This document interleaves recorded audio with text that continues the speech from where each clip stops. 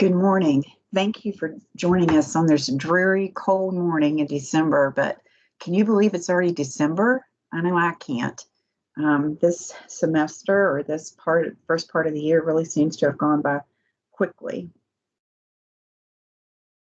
Now, if I can find my button to change screen, there we go. Today we have several things to discuss. One is the ethics session. We're going to talk about virtual evaluations and some eligibility. And then we're going to talk about the evaluation template that we sent out. We're going to talk about the unintelligible EL students and then talk about a training we want to do in February with you guys. Just a reminder, the ethics session is next week. It was approved for us as CEUs for 1 hour. Excuse me. We had asked that people send in any situations, ethical situations they'd like to discuss to Libby.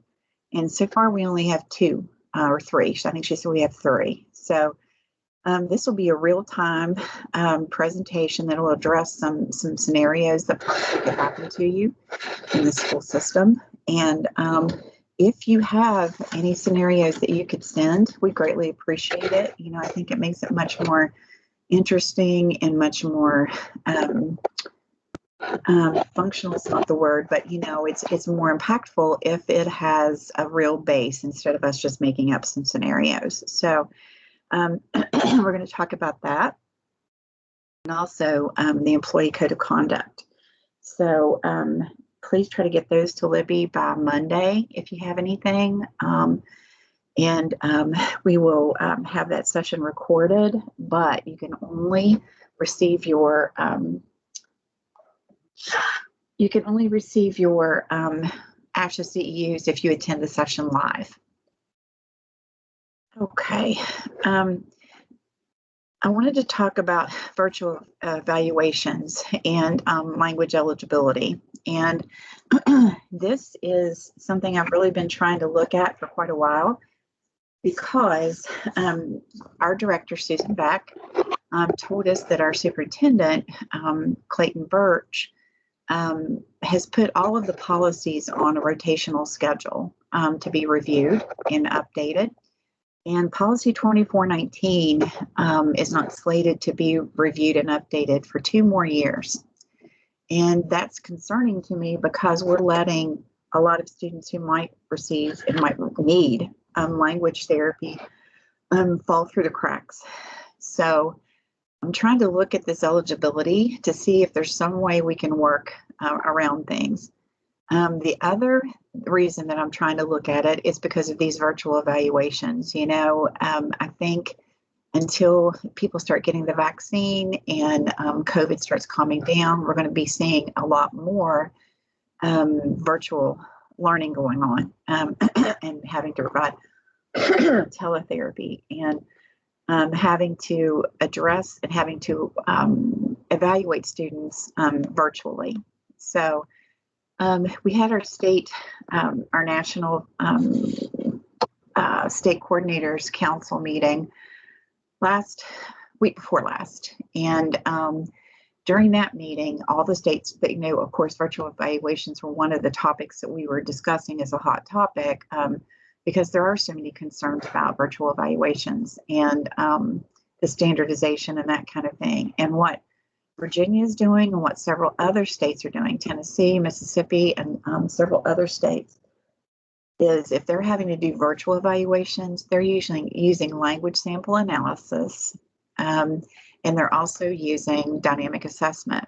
And since you can get the recording of a student's language sample, I think it's only going to become more important that everybody starts using the language lab. Jane had told me a couple of weeks ago that she hasn't been getting many requests at all. And you guys know that we've been training on the language lab for the last couple of years and trying to get everybody to the point where they can use the language sample analysis as one of the comprehensive evaluation pieces. And you know, I really think that that's going to be kind of a safety net for us here as far as we can use that information for language eligibility. And I will say that when we were talking about it, each state has to share some of the things that they do that might be unique to the state. And one of the things I shared was about the salad lab, and how we sponsor the lab and provide them with money to purchase the tests and all that kind of thing. And Jane has put in an order for the iPads with the evaluations that will be placed on them that you can be able to check out. But when I told them that they do our language sample transcription for us, and they provide an analysis report and even suggest goals, they were all just astounded. Nobody had thought of doing that, pairing with a university. So we're in a really good position where we have all that set up, and we need to start taking advantage of it, because I think it's going to be very helpful for us with the virtual evaluations and moving forward with language eligibility. This is the part that is the sticking point sometimes, that 1.5 standard deviations. But if you think about the reports that you get from the language lab, when you send in a language sample, they do give you standard deviation scores. So that can be used as one of the scores. Let me go back here. 2 or more procedures, one of at least, which yields a standard score. And if you use the standard deviations, I think we can do that. And you have to evaluate expressive and receptive. So if you did expressive, the language sample analysis, and you did some dynamic assessment, if you did a PPVT or whatever you're using, a MAVA or whatever you're using for your receptive evaluation, I think we can do this. I'm going to talk to Susan Beck about it before our meeting. We have a training, a 2-hour training for special ed directors on Wednesday. And I'm going, if this is going to be a possibility, which I wanted to give you guys a heads up that I'm doing this, then we need to start making those language placements. And I know, we've been trying to prep for it for a couple of years and talking about the comprehensive evaluations. And I understand that the way the eligibility criteria is written, that a lot of times people are still just doing expressive and receptive testing. I get that, but that comprehensive language evaluation includes that language sample transcription. And I think that we need to start making those placements. I know that a lot of you are running kind of low too with your caseload numbers.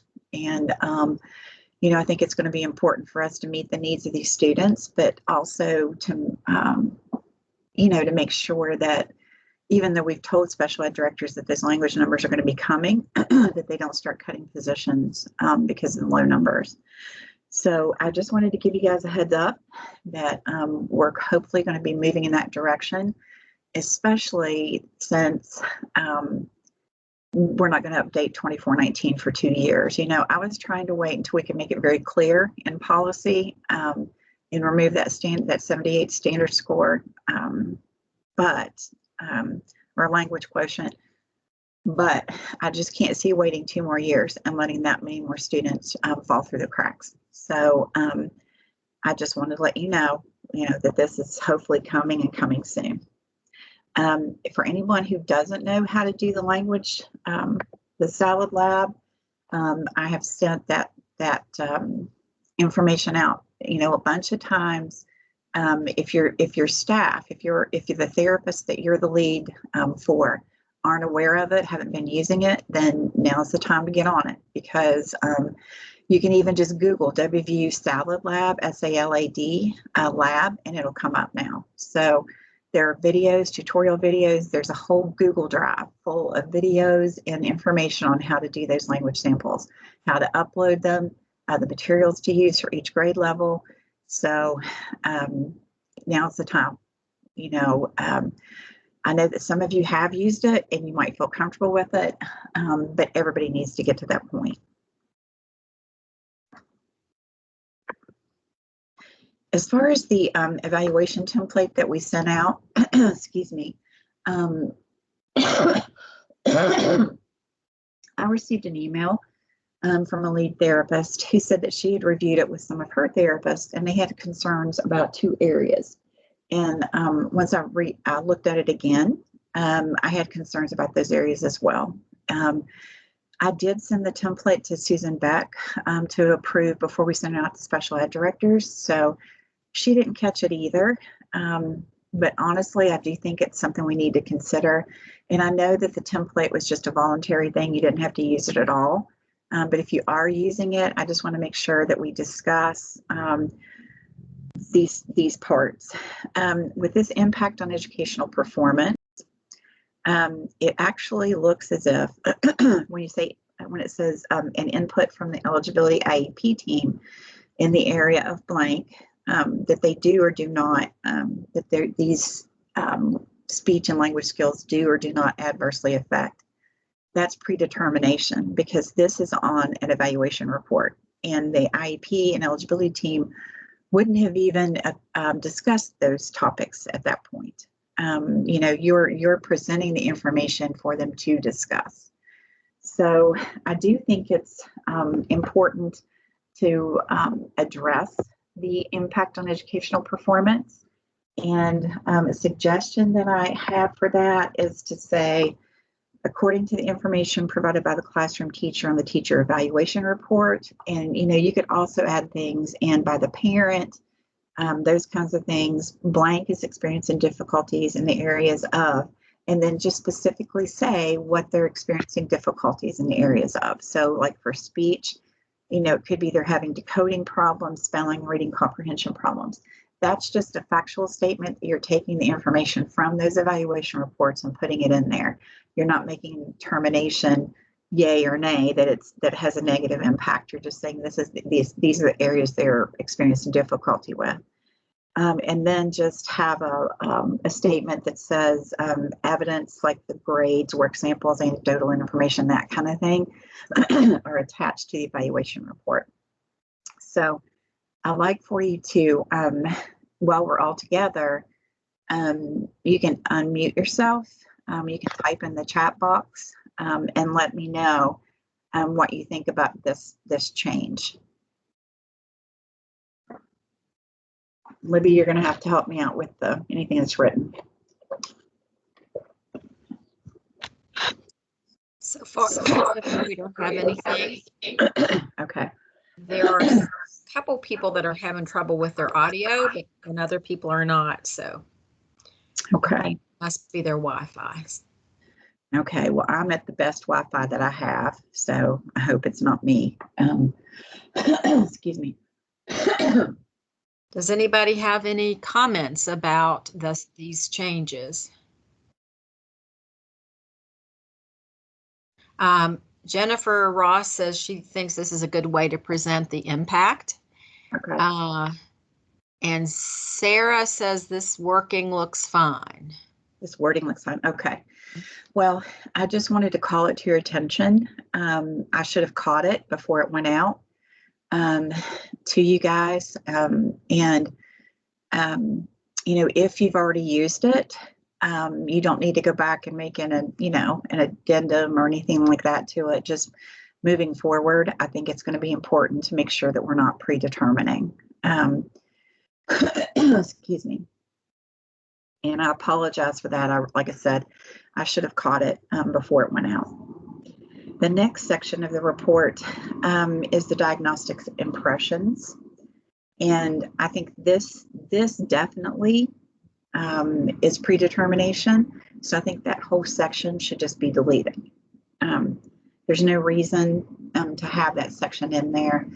And honestly, what we did when this form was created was just take a bunch of other forms from other states and some of the things that you guys sent us and tried to make an amalgamation of that and choose the best pieces. But these two pieces are definitely areas that could cause issues as far as predetermination is concerned. So, make sure you're using this template as your template in your county. Make sure to make these changes. And like I said, again, I apologize. I just wanted to bring bring you guys up to date about where we are with the teams with Microsoft.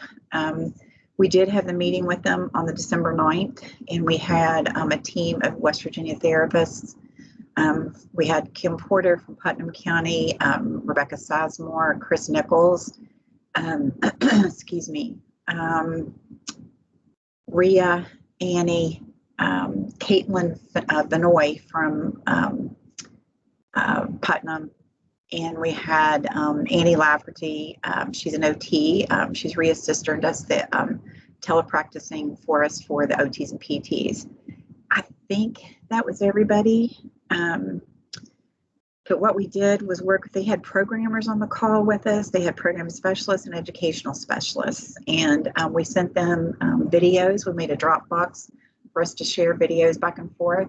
And we sent them the workarounds that Rhea had done for us, and that she also created some videos to show them what we're trying to do. And they listened, and they were very, very interested because they want to be competitive with Zoom. So I just want to let you guys know that they're looking at things now, trying to get things worked out, and they're going to contact our team to meet back with them. And during that time, they're going to tell us what we can already do we didn't know we could do and how to do it. They're going to tell us what they've added for us to be able to do the things we're trying to do, like doing green screens and sharing iPads and letting the kids be able to activate those and be able to use interactive websites with the kids that they can activate from their end. So they're going to tell us the things that they can and can't do. And then they're also going to provide trainings for how to use those. So I'm really excited about the fact that they even wanted to hear about it and listen, but they had those people on the call with us for an hour while we all were able to talk with them about what we need. And I appreciate everybody who was on the call, because I think without that, we wouldn't have made the impact we're going to hopefully make. So thank you. Leanne, we have a couple more questions. Okay. Regarding the evaluation. Okay. One, Lee had wondered if we could change that to areas of eligibility for the teams to consider. And then you could still check the areas of disability. Oh, okay. If you're saying that areas of eligibility for the IEP eligibility team to consider, since it could happen, you can add a service at IEP or eligibility. I think that would be okay, because you're not saying they meet the eligibility criteria. You're saying you want the team to consider those areas. I think that would be fine. It's just the fact that with this statement, we were saying they meet the eligibility criteria. So we're predetermining that we're going to make them eligible. But your statement, Lee, I think is absolutely fine with that. And then there was a question about whether, we will share a clean copy that'll be sent out, or should they just edit the one that they have? We'll be happy to share a clean copy. That's fine. And what I'll probably do, if it's okay, did you guys send it out to what would be easier for you guys? If I just put it in our team's file, under files, like with an updated form, or do you want it in an email so you can send it out onto your people, your therapists?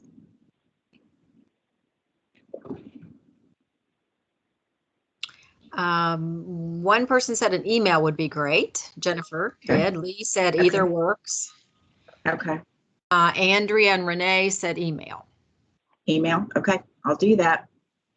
And Jennifer says thank you for meeting with Microsoft, that she finds Teams a lot harder to use than Zoom. It is, and it's very frustrating for people who were, allowed to use Zoom in the past, and we're told now they have to do Teams because we're doing it, full time essentially with some students. So I get that, and I was just thankful that we had that team to meet with them, because I personally could have told them what people have told me, but I haven't tried to do it. So we would not have made the difference if it hadn't been for the team of therapists who met with us. So, I want to make sure their things. I mean, I made the initial contact and set up the, you know, the call, but without them, it wouldn't have made an impact. So thank you guys. And you're more than welcome. You know, it's like we are always telling you, we're always trying to find ways to help support you guys. And I thought this was, you know, definitely a way that might be helpful. This video I had promised to send out, but right after we had our last meeting, I ended up with shingles on my face, and that has really kind of put me behind in a lot of ways. But this video link is going to go out today, this afternoon, and it will be an email, so you can send it on out to your therapist. And it's just a short video that just tells why we're doing it, and you know, gives them the directions on how to access the lab and that kind of thing. You know, we're coming up on the time where we need to be able to determine which of these students are going to qualify for this accommodation. And it's like I told you before, we're thinking that it's only going to be maybe 5 students in the entire state. So hopefully this is not going to be a big deal. But I think this is going to be definitely the best way to have a objective way to determine who gets it and who doesn't. I just want to make a reminder that when you post to our Teams group, if you don't put @lead SLP Leadership Academy, I think that's what it is. If you hit the @ symbol and then start typing it, it'll come up and you just click on it. If you don't do that, if you just post a question, then if you just post a question to the group, then everybody doesn't know that there's a question sitting there waiting. So it's really important. They'll get the notification, oh, somebody's posted in our Teams group, so you can go look at it. But that's happening across all of our Teams groups, like the telepracticing group. People are asking questions, and unless that's in there, nobody knows that question is hanging out there. So just wanted to give you a reminder of that. One of the things that Libby and I have been talking about for a little while is how to address, you know, normally we have at least one training for you guys, you know, 1 or 1.5 day training for you guys in the year. And we knew that the beginning part of this year was not the time to do it, because, you know, you guys are trying to get into doing your remote learning plans, getting everything set up and all that kind of thing. And that was just not the time to do it. But we're thinking that maybe February, the beginning of February might be a good time that we could do a virtual conference for you guys. So I wanted to get your input on it. Number one, we definitely need topics that you'd like to hear about. And I know that we kind of survey you guys to death, so I really don't want to send out a survey unless we absolutely have to. If you guys could just post in the Teams group, post in the chat box right now, we can get your, you know, your list, or you can email me topics that you want. But I really want to make it functional and what you guys need. I don't want to just, you know, make up things, not make up things, but, you know, just pick topics out of the air if there are specific things you'd like to hear. So we talked about doing it a couple of different ways, and I wanted to get your input on this as well. We talked about having like real-time sessions for a couple of hours a day. You know, a lot of larger national conventions or conferences are doing things that way now. Like they're having meetings like for 2 hours a day for a week or something like that. Or we could do, the third option here would be that we could just do an all day like we normally would do.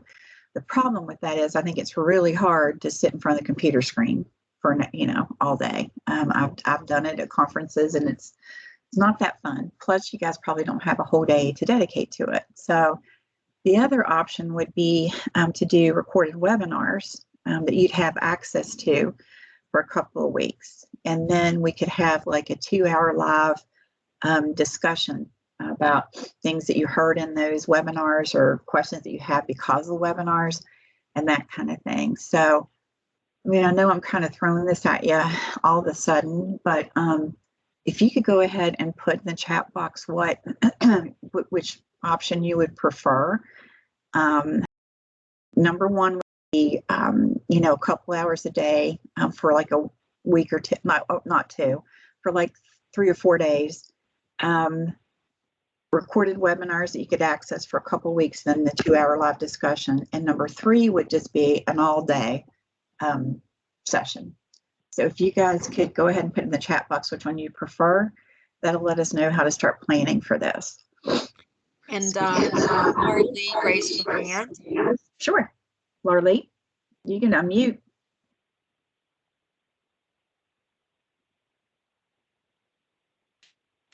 Sorry, I raised my hand by mistake. Sorry. Oh, you're good. You're good.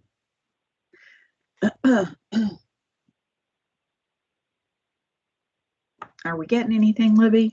We're getting a bunch of things. Most people are saying number 2. Number 2. Okay. All right. But there are a few that are saying 1 and 2 work.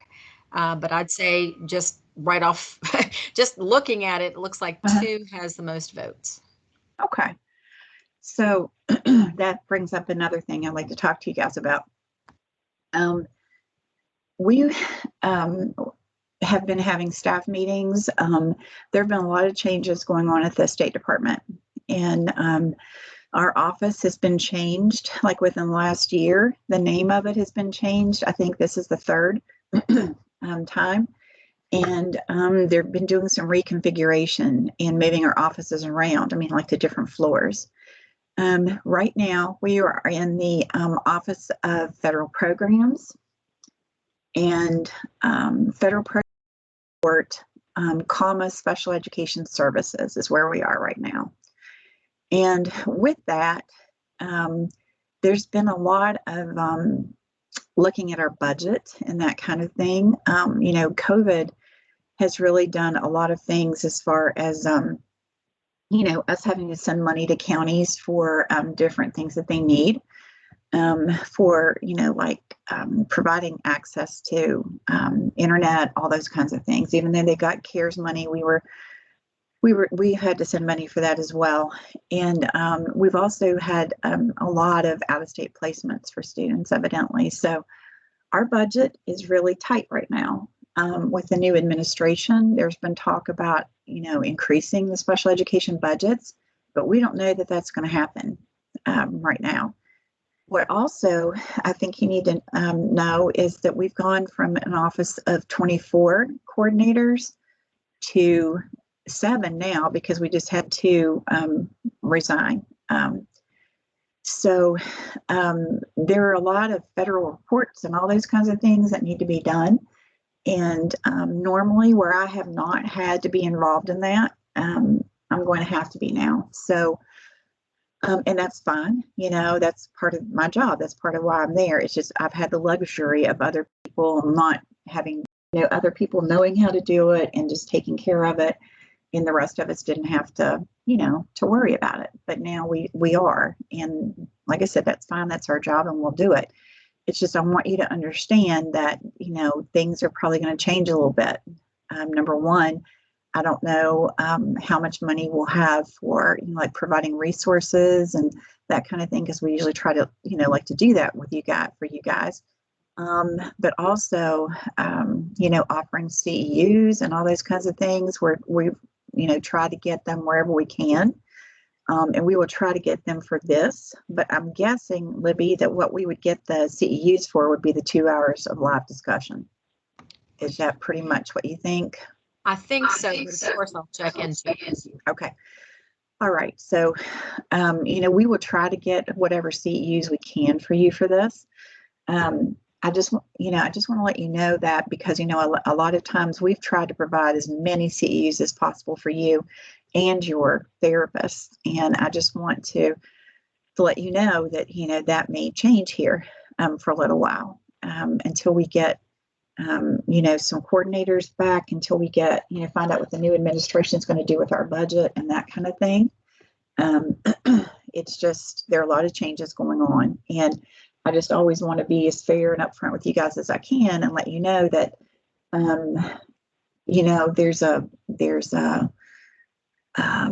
we've been really fortunate, to be honest, to be able to do as much as we have. Whenever I go to those national meetings and share what we do in West Virginia, you know, a lot of them are saying, where are you getting all this money? How do you get all this money for your budget and everything?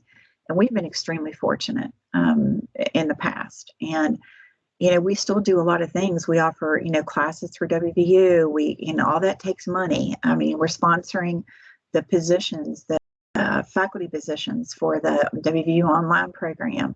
The SLPs have gotten a lot of money, so I don't want you to think that that we haven't, because we definitely have.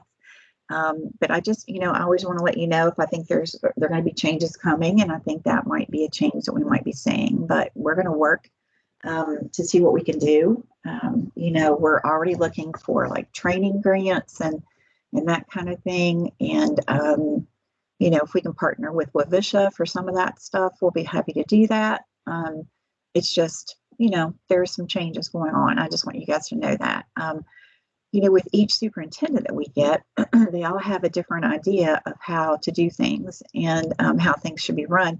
And that's the reason we see so many different changes as far as our office name and all that kind of thing. And, you know, that's the nice thing about having different superintendents. They all have a different perspective and a different idea of how to organize things. And so, you know, that's the reason there are changes. And I think Superintendent Birch has a master plan in mind that's very exciting in some areas. So just wanted you to know that that's going to be there. So we will try to do whatever we can as far as getting CUs for you. And this meeting will be one of the things we try to get. Now, you know, as things have been coming up, you know, throughout the weeks and months that we've been through, you know, I know that I get calls every once in a while if somebody needs support, but you know, I'm always looking for ways that we can help support you guys. So if you have anything that you'd like to discuss, or you have your peers on here and your colleagues on here, please do it, because, you know, all these ideas, all these heads are going to be much better than just my one. Or our two, because I always ask Libby too if we have a puzzle that we need to solve. So just trying to get different ideas. One of the things that I know that's happening is that counties are contacting me, special education directors are contacting me, trying to find out how they can address the supervision for SLPAs, because in a lot of cases they're having to do contractual therapy, and they have an opportunity to hire an SLPA, but they don't have a supervisor. So one of the things we're trying to do, and that I've talked with Rhea about a little bit is through email, is we're going to put like an ad on the WVDE website that says that anyone who's retired, that kind of thing, who would like to provide some virtual supervision for SLPAs, for them to contact me. And then I can create a list to share with special ed directors.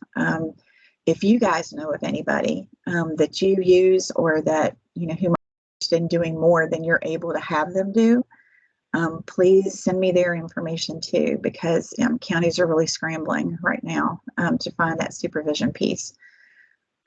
So, and since we can do virtual supervision, you know, they can do it from anywhere in the state. So, you know, that's just one idea that we've kind of come up with to try to address that need. But Libby, is there anything in the chat box for other needs or ideas, or anybody can unmute and share too? Please feel free. I'm not seeing anything in the chat box. Okay. Well, just know that the offer always stands. You know, you can post in our Teams group, you can email me or Libby, and, you know, please let us know, because we'll be happy to do anything we can to help you.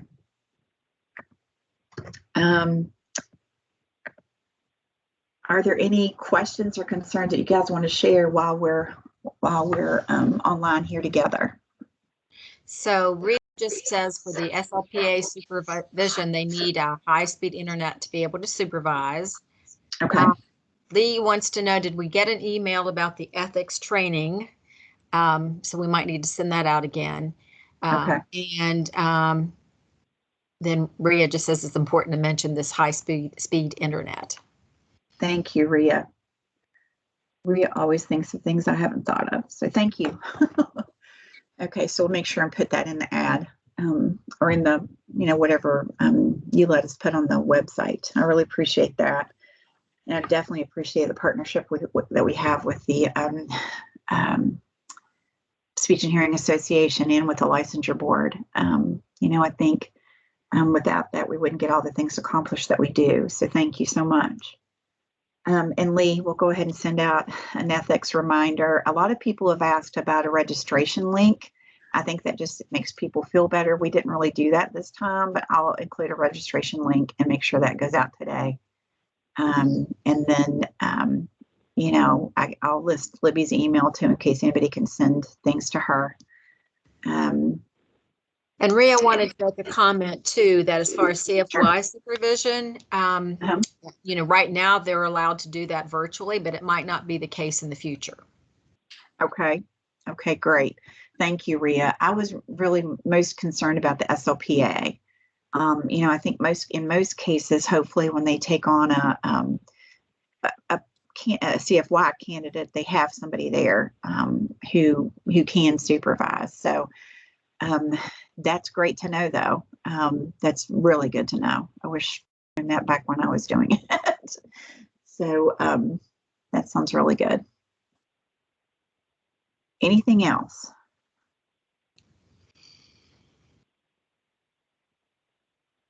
I'm not seeing anything else. Okay. Well, Libby, you can go ahead and stop the recording. And I'm going to stop sharing